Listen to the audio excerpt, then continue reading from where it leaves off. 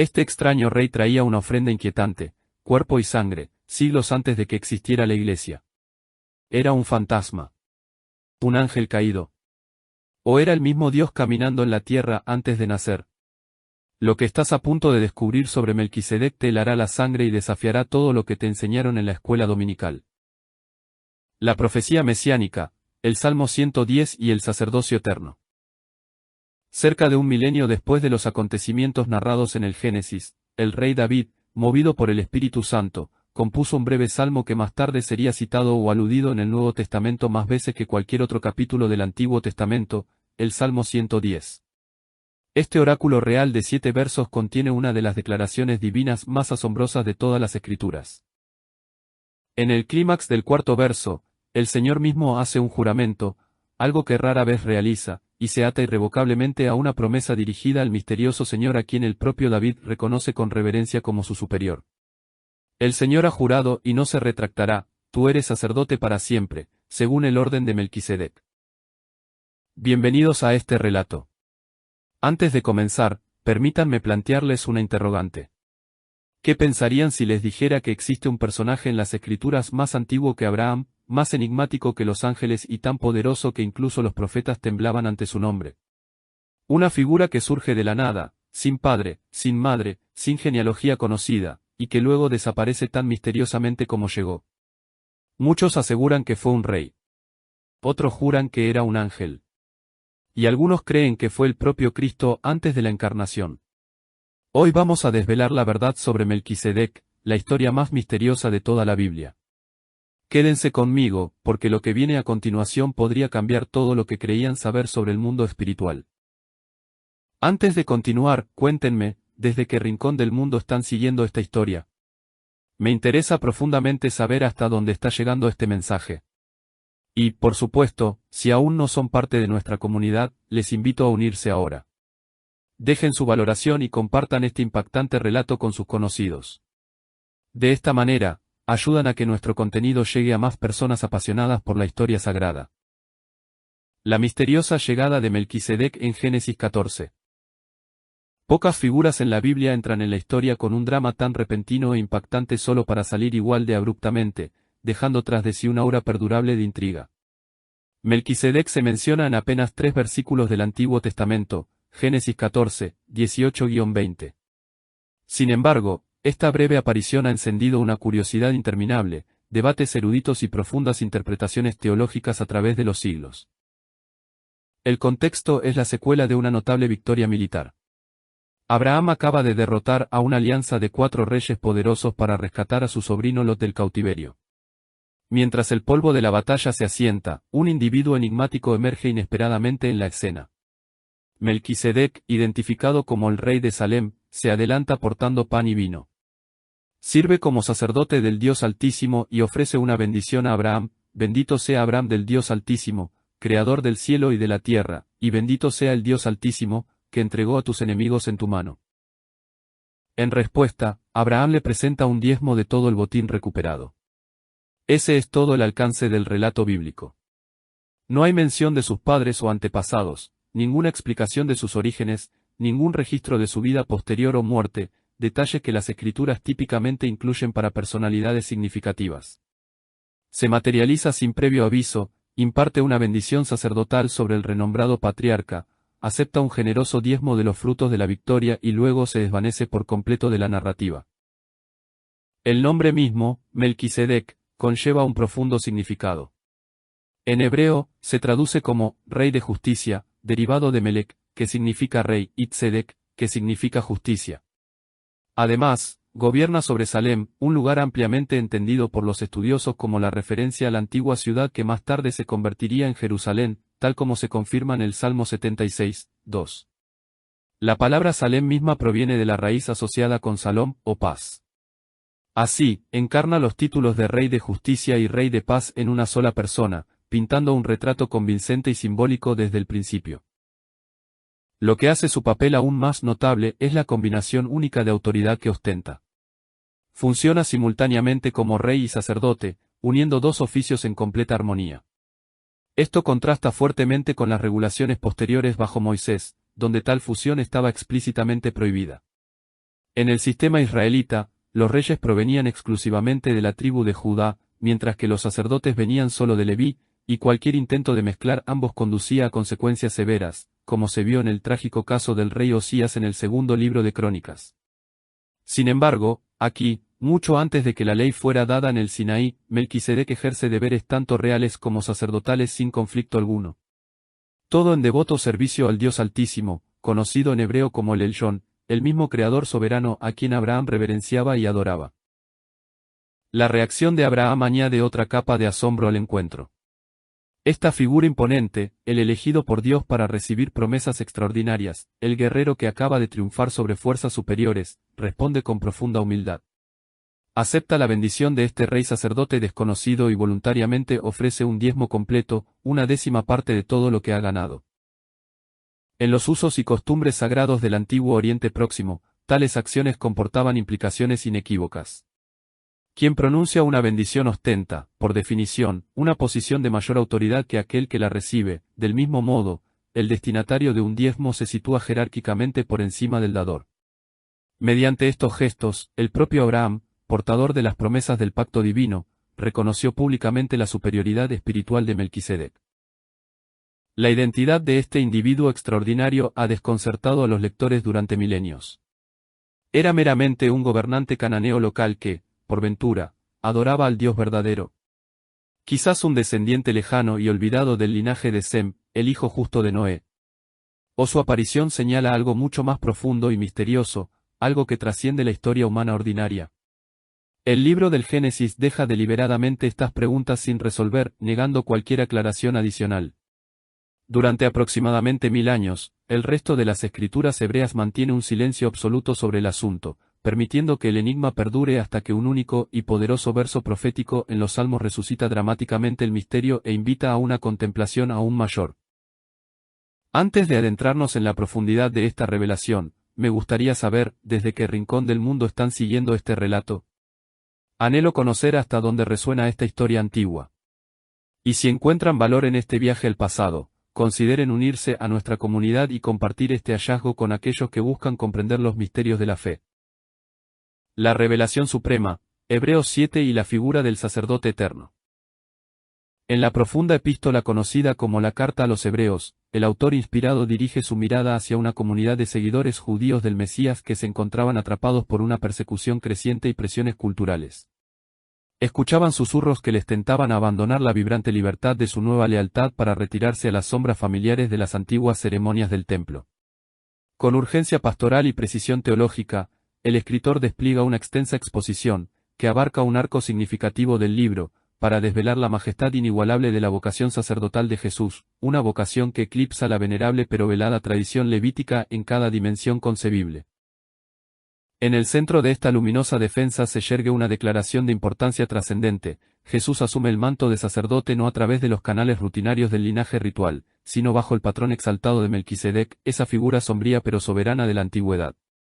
Esta afirmación fundamental despliega sus riquezas entrelazando hilos de los anales primordiales del Génesis con los oráculos resonantes de los Salmos, tejiendo un mosaico de revelación divina que descubre capas de sabiduría eterna. Consideren primero la jerarquía sobrecogedora que esto establece. La eminencia sacerdotal de Melquisedec se eleva incluso por encima de la colosal figura de Abraham, el padre fundamental de la fe, cuyos propios descendientes darían nacimiento a la tribu sacerdotal de Leví. En un momento cargado de reverencia, Abraham, aún fresco de la batalla y cargado con los despojos de la victoria, rinde una décima parte de su botín a este misterioso rey sacerdote, a su vez, se inclina bajo la cascada de su pronunciamiento de paz y prosperidad. Tal intercambio no es mera cortesía. Proclama el dominio de Melquisedec como uno de supremacía inherente, una autoridad espiritual que se expande hacia afuera para convertir todo el edificio de la mediación levítica en un eco subordinado, preparatorio y provisional. Aún más intrigante es que las narrativas sagradas nos ocultan los contornos convencionales de la biografía de Melquisedec. No hay susurros de herencia parental, ni libros de descendencia ancestral, ni crónicas que marquen el amanecer o el ocaso de sus días mortales. Esta reticencia deliberada en el registro bíblico trasciende la mera casualidad histórica. Emerge como un trazo maestro de arte providencial, convirtiéndolo en un arquetipo espectral que elude las cadenas de la finitud cronológica y la prescripción genealógica. Se materializa en la página como un emblema de continuidad perpetua, un retrato vivo que refleja la esencia ilimitada del Hijo de Dios, insinuando un oficio sacerdotal impermeable a los estragos del tiempo. Para ser claros, esta representación no eleva al hombre Melquisedec al plano de la divinidad o la inmortalidad por derecho propio. Fue, con toda seguridad, un soberano de carne y hueso de Salem, tejido en la tela de la historia humana. Sin embargo, bajo la mano guía del arquitecto de las Escrituras, su descripción se convierte en un presagio luminoso, una silueta cuidadosamente grabada que anuncia el advenimiento de un sacerdocio que pulsa con vigor interminable, siempre sintonizado con el latido del cielo. A modo de conmovedora justaposición, el orden levítico, aunque impregnado de simbolismo y escrupuloso en sus observancias, se despliega como un testamento conmovedor de su propia fugacidad e insuficiencia. Atados por las fragilidades de las generaciones sucesivas, sus sacerdotes trabajaban bajo el yugo de la repetición perpetua, sus ofrendas eran un estribillo incesante que no podía silenciar el eco del pecado ni forjar un vínculo inquebrantable con lo divino. Se erigía como un andamio, noble en intención pero estructuralmente carente, anhelando el día en que amaneciera la perfección. Entonces entra el cambio cataclísmico decretado por el Todopoderoso. Una innovación de pacto ratificada no por votos fugaces, sino por el juramento inexpugnable del Eterno mismo, resonando a través de las tensiones proféticas de los Salmos. Este decreto inaugura un sacerdocio indisoluble, liberado de la tiranía de los pedigrís tribales y anclado, en cambio, en la potencia radiante de una vida que la muerte misma no puede desmantelar. Aquí, la autoridad no fluye del accidente del nacimiento, sino de la dinámica del poder de la resurrección, una vitalidad que desafía la entropía y perdura a través de los corredores de la eternidad. Es en este marco resplandeciente donde Jesús avanza con una congruencia impecable. Su linaje terrenal está atado a la tribu de Judá, corazón de león, reino de cetros y pergaminos, no de incensarios y altares, pero divinamente comisionado para encarnar la plenitud del legado de Melquisedec. En el crisol del Calvario, él rompe el velo de la separación, ofreciendo no la sangre de animales ni el humo del incienso, sino su propia vida sin mancha como la oblación consumada, un acto singular que cae en cascada a través del tiempo para envolver a cada alma contrita. Ya no se mantiene el sacerdote a distancia, mediando a través de representantes. Jesús fusiona los roles de víctima y vencedor, sumo sacerdote y santo sacrificio en una transacción de eficacia infinita. Y en la secuela luminosa de su ascensión, entronizado a la diestra de la majestad en las alturas, descarga una defensa que no conoce pausa ni peligro. Siempre vivo, intercede ante el Padre en favor de aquellos que se acercan al trono de la gracia a través de sus méritos, tejiendo sus peticiones en el tapiz del favor divino con ternura infalible. Capa sobre capa de tipología enriquece esta narrativa, transformando el encuentro efímero de Melquisedec en un tesoro de prefiguraciones. Las humildes provisiones de pan y vino que extendió al Abraham fatigado por la batalla, sustento para el cuerpo y el espíritu, brillan ahora como emblemas proféticos del banquete eucarístico, donde los creyentes participan de la vida misma del Mesías, alimento que fortifica contra el desierto de la duda y las tempestades de la prueba. La invocación de Salom, esa antigua bendición de plenitud que cae de los labios de Melquisedec, anticipa el torrente de bendición redentora desatado en la era del nuevo pacto. Pecados borrados como la niebla matutina, conciencias purificadas como nieve recién caída, y espíritus inscritos no con tablas de piedra, sino con la ley viva del amor. El diezmo de Abraham, ese rendimiento voluntario del aumento, evoluciona hacia un llamado de clarín para la oblación indivisa de la Iglesia, nuestros talentos, tesoros y devociones puestos a los pies del auténtico Rey, cuya justicia rectifica lo torcido y cuya paz pacifica el alma turbulenta. Han remolineado debates a través de las edades, como hojas de otoño, sobre el verdadero rostro detrás del velo de Melquisedec. Podría haber sido el Verbo vestido con apariencia preencarnada, una teofanía caminando por la tierra antes del pesebre de Belén. El peso del discernimiento erudito se inclina resueltamente lejos de tal combinación. Pues el fraseo de la epístola, deliberado y discernidor, lo presenta como un facsímil, una semejanza más que una réplica del Hijo, un paralelo armonioso que honra la distinción mientras afirma el diseño. Lejos de desmitificarlo hacia la oscuridad, esto posiciona a Melquisedec como el ejemplar consumado, un prototipo divinamente tallado en la cantera de la revelación del Antiguo Testamento para prefigurar el arquetipo incandescente en Cristo.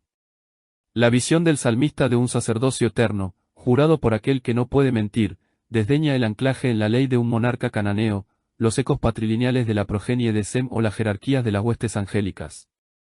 Clama por su cumplimiento en el conquistador marcado por las heridas, quien desde su ventaja celestial ofrece intercesión incesante, puenteando el abismo entre nuestra fragilidad y la fidelidad del Padre. Lejos de ser una nota al pie narrativa o una reliquia de una ley pasada, el cameo de Melquisedec en el génesis de la saga de la salvación pulsa con intencionalidad, un hito de granito tallado por el dedo de Dios en la frontera de la redención para orientar la brújula del peregrino inexorablemente hacia la cumbre escatológica. Nos invita a contemplar la figura singular que fusiona la diadema del dominio con el incensario de la súplica. Quien se ofrece a sí mismo como la víctima pascual mientras expresa el amén eterno de aceptación. En la persona de Jesús, cada enigma se desenmaraña en epifanía. El paradigma de Melquisedec se transmuta en el nervio y tendón de la carga celestial del Hijo, ilimitable en su alcance temporal, inmutable en su agarre promisorio e inagotablemente potente para expurgar el libro de la iniquidad global. Sin embargo, esta realización se entierra aún más profundo, invitando al alma a una cascada de apropiación personal.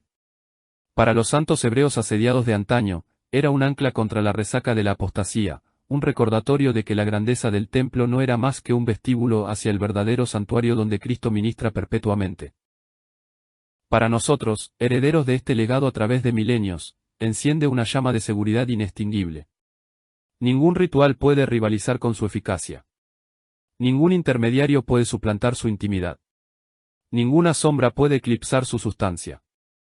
Al abrazar este orden, damos un paso más allá del andamio de los símbolos hacia la solidez de la sustancia, donde el rey sacerdote no solo espía, sino que también escribe nuestra plenitud, equipándonos para una audacia santa, fortificándonos contra la invasión del miedo y propulsándonos hacia un horizonte donde toda rodilla se doblará y toda lengua confesará la supremacía de aquel que reina como sacerdote por siempre jamás.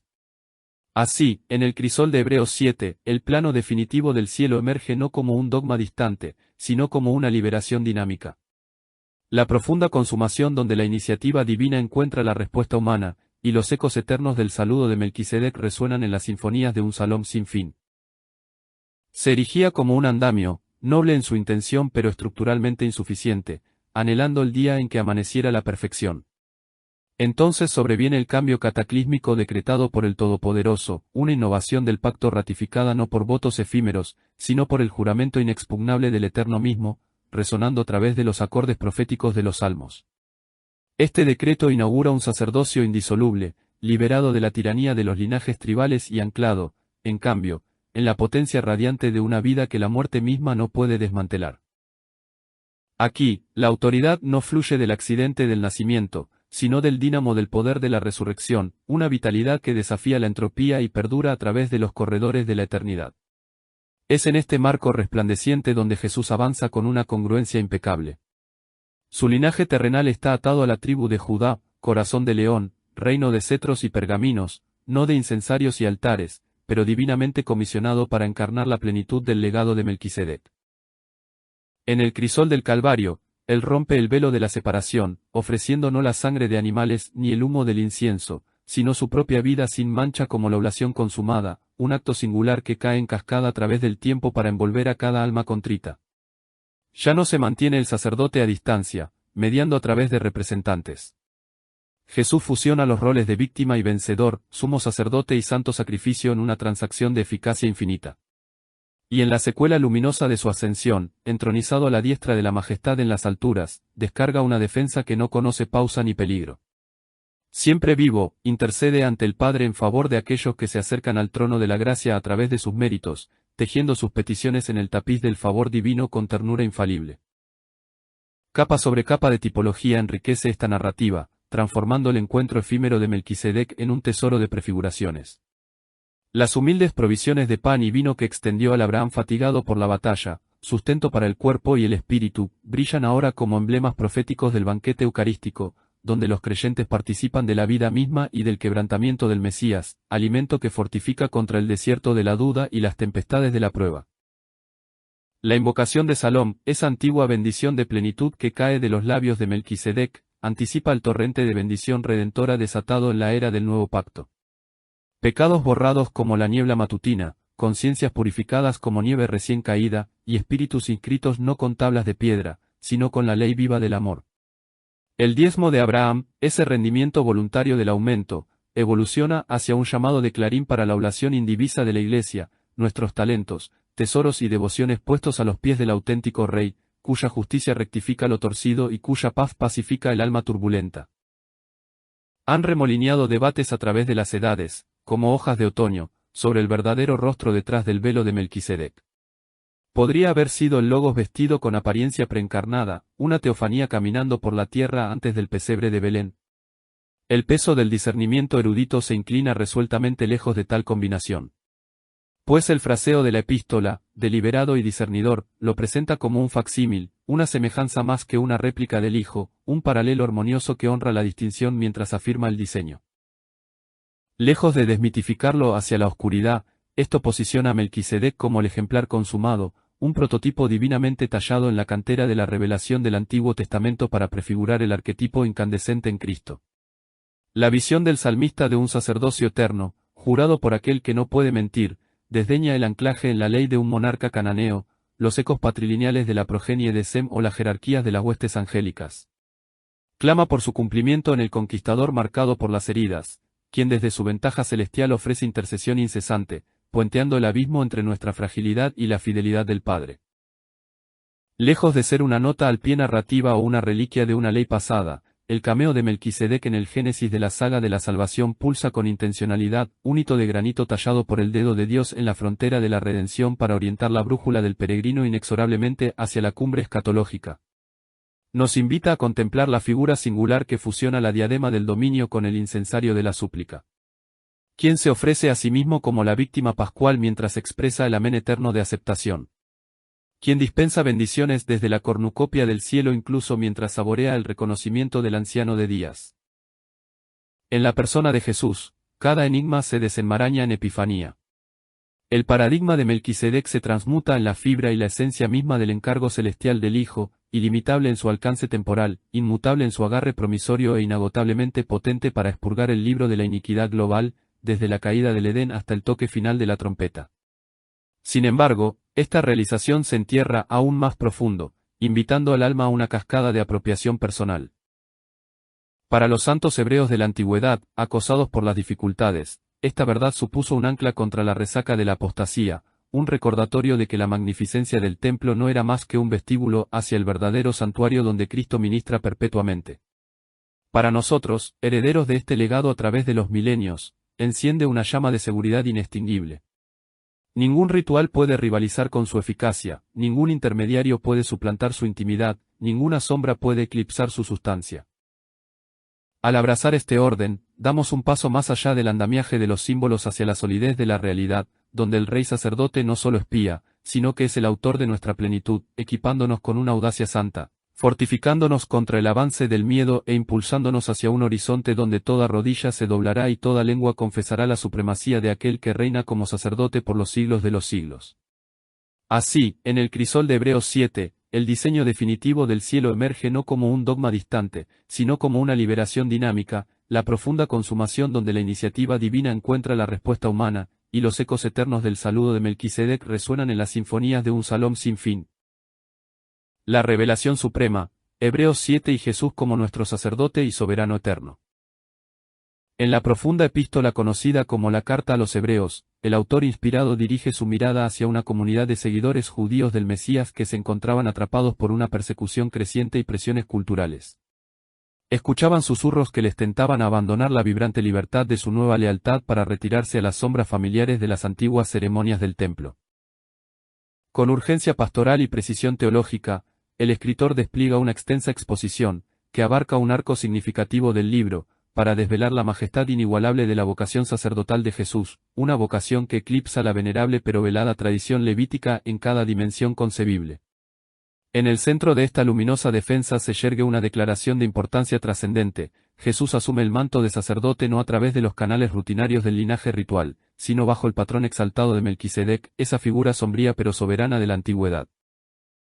Esta afirmación fundamental despliega sus riquezas entrelazando hilos de los anales primordiales del Génesis con los oráculos resonantes de los Salmos, tejiendo un mosaico de revelación divina que descubre capas de sabiduría eterna.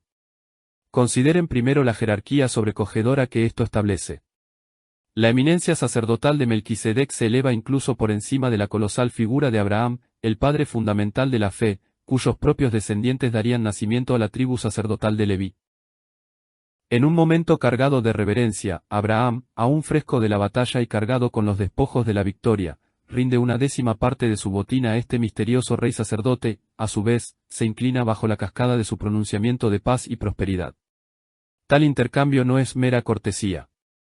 Proclama el dominio de Melquisedec como uno de supremacía inherente, una autoridad espiritual que se expande hacia afuera para convertir todo el edificio de la mediación levítica en un eco subordinado, preparatorio y provisional. Aún más intrigante es que las narrativas sagradas nos ocultan los contornos convencionales de la biografía de Melquisedec. No hay susurros de herencia parental, ni libros de descendencia ancestral, ni crónicas que marquen el amanecer o el ocaso de sus días mortales. Esta reticencia deliberada en el registro bíblico trasciende la mera casualidad histórica. Emerge como un trazo maestro de arte providencial, convirtiéndolo en un arquetipo espectral que elude las cadenas de la finitud cronológica y la prescripción genealógica. Se materializa en la página como un emblema de continuidad perpetua, un retrato vivo que refleja la esencia ilimitada del Hijo de Dios, insinuando un oficio sacerdotal impermeable a los estragos del tiempo. Para ser claros, esta representación no eleva al hombre Melquisedec al plano de la divinidad o la inmortalidad por derecho propio. Fue, con toda seguridad, un soberano de carne y hueso de Salem, tejido en la tela de la historia humana. Sin embargo, bajo la mano guía del arquitecto de las Escrituras, su descripción se convierte en un presagio luminoso, una silueta cuidadosamente grabada que anuncia el advenimiento de un sacerdocio que pulsa con vigor interminable, siempre sintonizado con el latido del cielo. A modo de conmovedora justaposición, el orden levítico, aunque impregnado de simbolismo y escrupuloso en sus observancias, se despliega como un testamento conmovedor de su propia fugacidad e insuficiencia.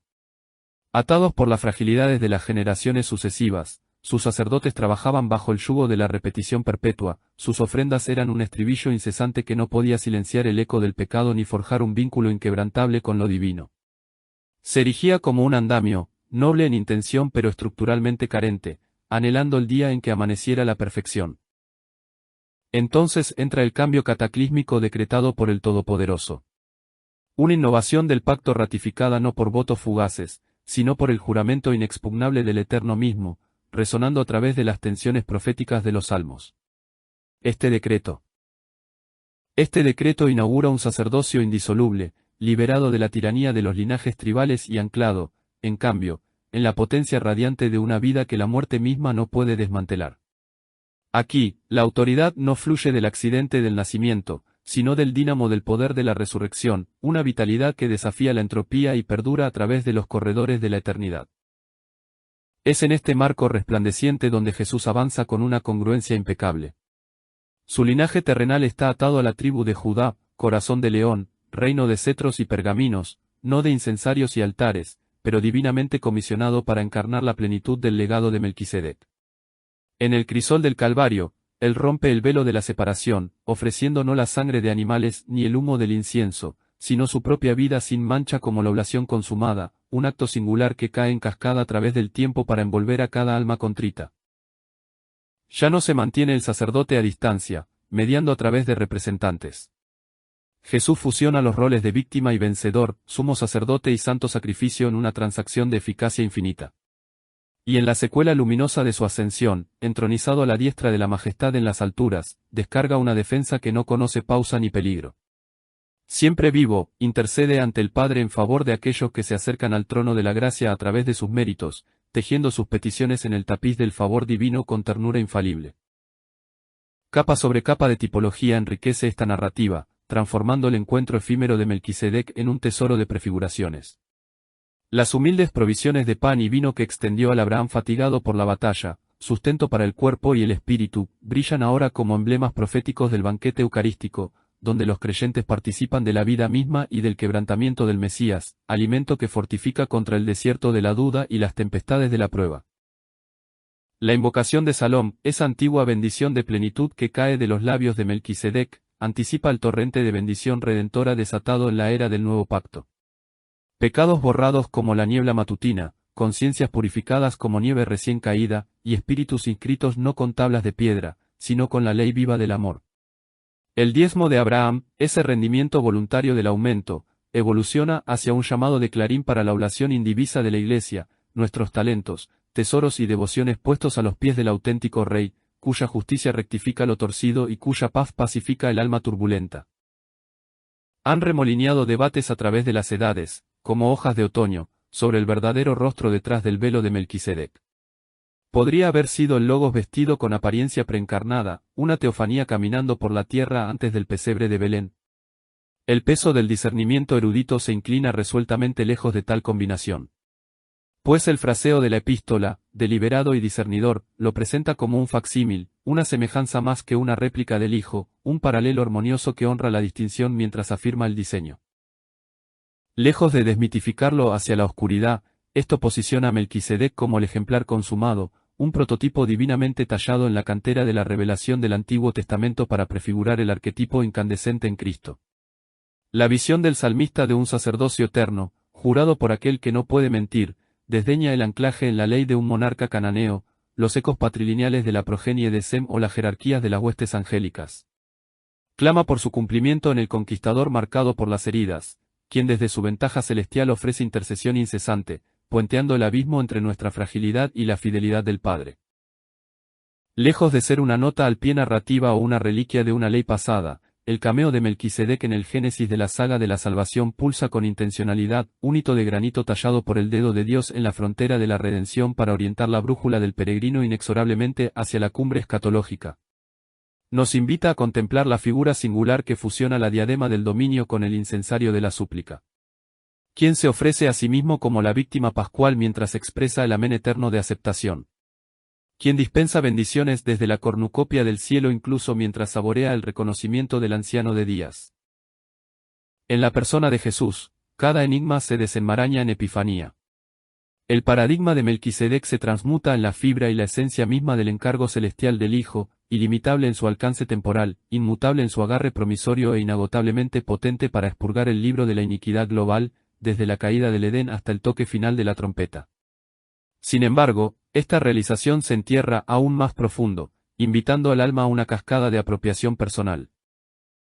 Para los santos hebreos de la antigüedad, acosados por las dificultades, esta verdad supuso un ancla contra la resaca de la apostasía, un recordatorio de que la magnificencia del templo no era más que un vestíbulo hacia el verdadero santuario donde Cristo ministra perpetuamente.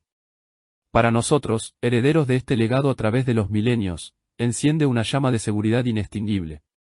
Ningún ritual puede rivalizar con su eficacia. Ningún intermediario puede suplantar su intimidad. Ninguna sombra puede eclipsar su sustancia. Al abrazar este orden, trascendemos el andamiaje de los símbolos para adentrarnos en la solidez de la realidad. Es allí donde el rey sacerdote no solo realiza la expiación, sino que se convierte en el autor de nuestra plenitud, equipándonos con una audacia santa, fortificándonos contra el asedio del miedo e impulsándonos hacia un horizonte donde toda rodilla se doblará y toda lengua confesará la supremacía de aquel que reina como sacerdote por los siglos de los siglos. Así, en el crisol del capítulo 7 de Hebreos, el diseño definitivo del cielo emerge no como un dogma distante, sino como una liberación dinámica, la profunda consumación donde la iniciativa divina se encuentra con la respuesta humana, y los ecos eternos del saludo de Melquisedec resuenan en las sinfonías de un salom sin fin.